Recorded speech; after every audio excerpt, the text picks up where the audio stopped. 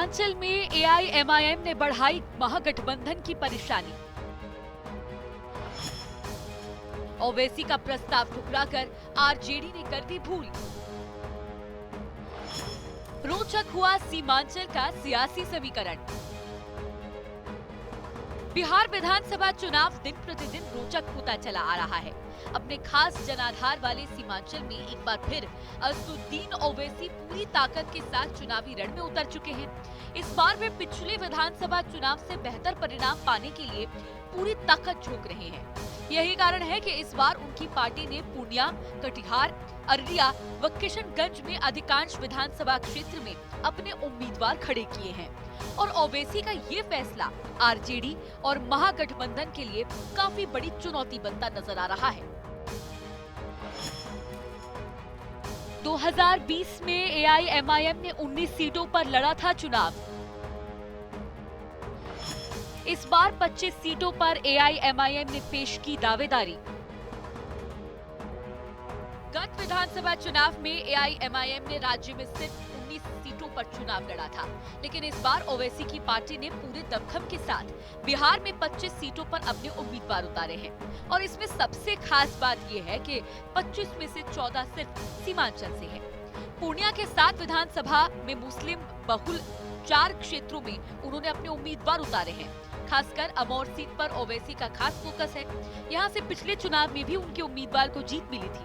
अमौर से उनके वर्तमान विधायक अख्तरुल ईमान मैदान में हैं, जो एआईएमआईएम के प्रदेश अध्यक्ष भी हैं। ओवैसी ने आरजेडी को भेजा था गठबंधन का प्रस्ताव। नामांकन शुरू होने से पहले ओवैसी का सीमांचल के हर जिले में रोड शो हुआ था, जिसमें बड़ी संख्या में लोग उमड़े।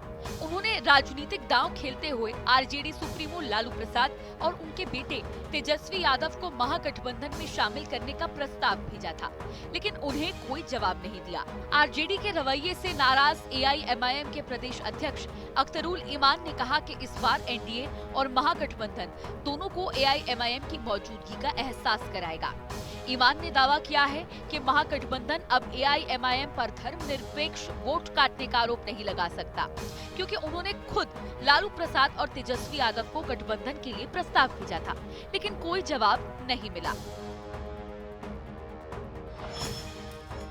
पिछले चुनाव में एआईएमआईएम के जीते थे 5 विधायक। पिछले विधानसभा चुनाव में राज्य में ओवैसी के 5 उम्मीदवारों ने जीत दर्ज की थी, जो सभी सीमांचल के ही थे। किशनगंज और अररिया के 5 विधानसभा क्षेत्रों में एआईएमआईएम के विधायक जीते थे। पिछले चुनाव में जिन 5 सीटों पर एआईएमआईएम जीती थी, उसमें पूर्णिया के अमौर, बायसी, अररिया के जोकीहाट और किशनगंज के बहादुरगंज व कोचाधामन विधानसभा शामिल हैं। हालांकि बाद में पार्टी के सिर्फ एक विधायक और प्रदेश अध्यक्ष अख्तरुल ईमान को छोड़कर 4 विधायकों ने पाला बदल लिया और आरजेडी में शामिल हो गए थे। अब 2025 विधानसभा चुनाव में असदुद्दीन ओवैसी की अगुवाई में पार्टी सीमांचल से लेकर पूरे राज्य में फैलने की कोशिश कर रही है। जानकारों का मानना है कि मुस्लिम बहुल दर्जनों सीटों पर एआईएमआईएम फैक्टर निर्णायक साबित हो सकता है। एआईएमआईएम जितनी मजबूती के साथ चुनावी मैदान में उतरेगी, महागठबंधन का उतना ही नुकसान होना है। नामांकन से पहले ही एआईएमआईएम ने महागठबंधन की तरफ दोस्ती का हाथ बढ़ाया था, लेकिन आरजेडी ने एआईएमआईएम का प्रस्ताव नहीं माना और अब एआईएमआईएम के तेवर सीमांचल में महागठबंधन की परेशानी और ज्यादा बढ़ा रहे हैं। Bureau report, Janta TV. Bihar Sharif की नई पहचान Srijan heights by Sai Bodhit private limited एक premium lifestyle, swimming pool, modern gym, club house, kids play area और टेंपल प्रीमिसेस के साथ वास्तु अनुसार डिजाइन, 24/7 सिक्योरिटी, सीसीटीवी सर्विलांस और 100% पावर बैकअप। दिवाली स्पेशल धमाका ऑफर, 3 BHK प्रीमियम फ्लैट्स सिर्फ 4100 रुपए पर square feet. RERA approved project बस चोरा बगीचा से 2 मिनट की दूरी पर। Bookings open now.